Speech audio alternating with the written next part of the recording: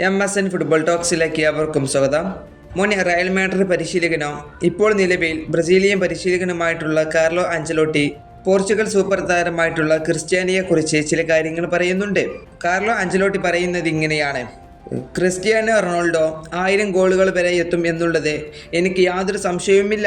പക്ഷേ അങ്ങനെ സംഭവിക്കുമ്പോൾ ആ അത്ഭുതകരമായ റെക്കോർഡ് ആഘോഷിക്കാൻ എന്നെയും അവൻ ക്ഷണിക്കാൻ മറക്കരുത്.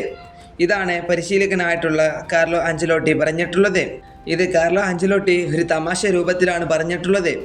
നമുക്കറിയാം, മുമ്പ് റയലിൻ്റെ കൂടെ ക്രിസ്ത്യാനോ ഉണ്ടായിരുന്ന സമയത്ത് ക്രിസ്ത്യാനിയെ പരിശീലിപ്പിച്ച ഒരു പരിശീലകനാണ് കാർലോ ആഞ്ചലോട്ടി.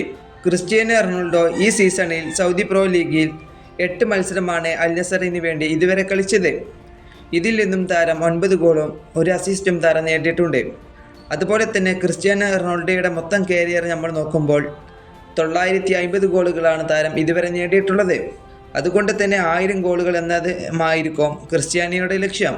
ഈ വീഡിയോ ഇവിടെ അവസാനിപ്പിക്കുന്നു. ഫുട്ബോൾ ലോകത്ത് കൂടുതൽ വിശേഷങ്ങളുമായി അടുത്ത വീഡിയോയിൽ വീണ്ടും കാണാം.